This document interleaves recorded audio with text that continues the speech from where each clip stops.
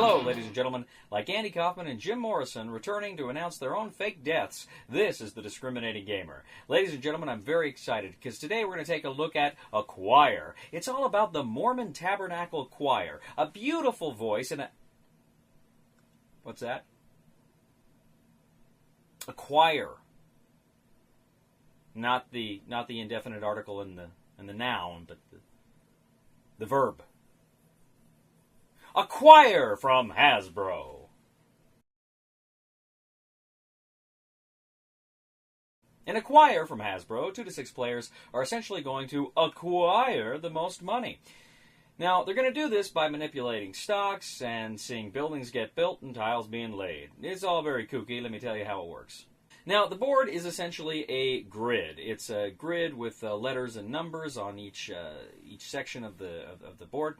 Now, every player is going to get kind of a player aid, which kind of says what the stocks buy and sell at. They're going to get a number of tiles, 6 tiles, I believe, to start, and they're also going to start out with a certain amount of money. Now, the game plays very simply. On your turn, you essentially just do 3 things. You lay a tile, you can buy up to 3 stocks in active companies, and then, of course, you draw a new tile. All very simple, but there's some stuff that goes on, so follow me. Now, at the beginning of the game, you're going to lay down certain tiles. Now, if a couple of them are touching, doesn't matter because they're the first ones on the board. But after that point, if anybody lays down a tile that touches another tile, you can essentially erect a building, a headquarters building. Now, the different buildings are different colors that match the different stocks. There's different kinds of companies.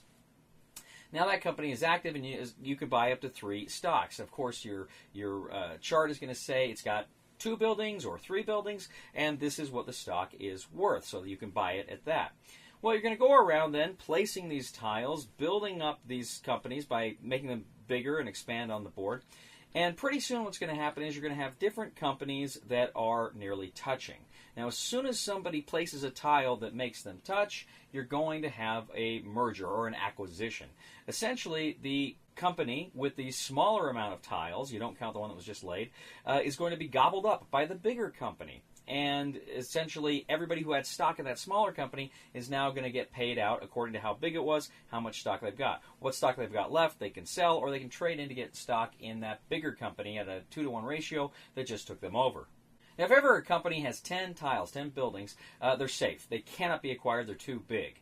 You're going to keep going around doing this until every headquarters every company headquarters on the board is safe and none can be acquired. Or if ever, I think 38 tiles belong to just one company. If ever those 2 conditions are met, the game ends, and then you go to kind of final scoring. You're going to go ahead and cash in whatever stock you've got. You're going to make that money back, again, looking at your card, and whoever has the most money wins Acquire.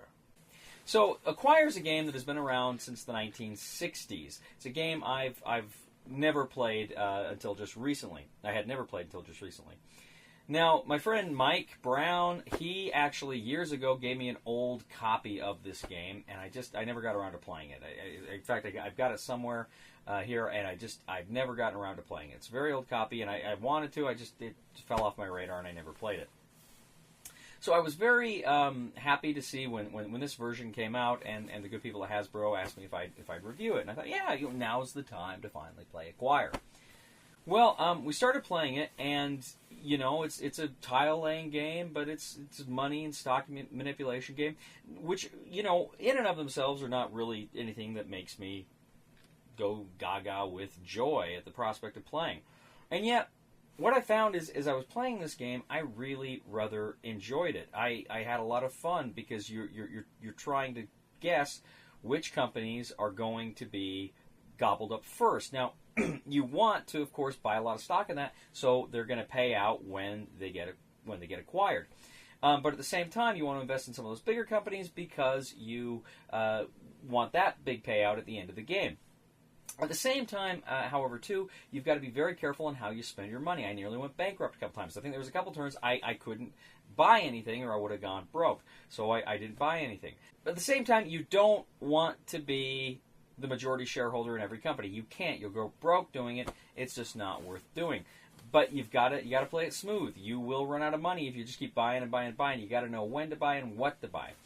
But nevertheless, there's that thrill when there's just one space away separating a couple of companies. It's like, who's going to place that tile? Who's going to place that tile? Is someone holding on to it in hopes of manipulating it kind of to their own advantage and then laying it down, or has nobody drawn it yet? It's really fun, and it gets really, really intense right up to the very end where you count your money. It's a very fun game. Mike was right. I should have played this a long time ago. I really enjoyed Acquire. Now, I do just have a couple of little criticisms here.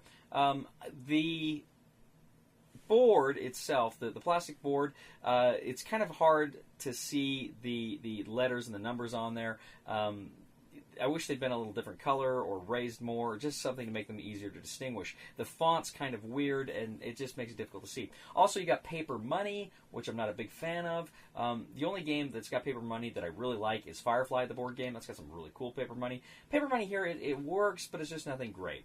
So these are kind of some component problems I have, but they're rather minor. The game itself is fantastic. I really enjoyed Acquire, so the recommendation for the discriminating gamer for Acquire is buy it.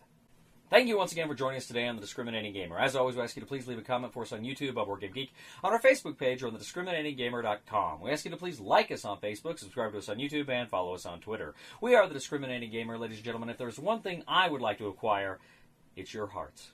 Please somebody help me on my feet again, and I don't know where I'm going, and I don't know where I've been. Please somebody help me on the solid ground. It's a long time, and I'll be dying.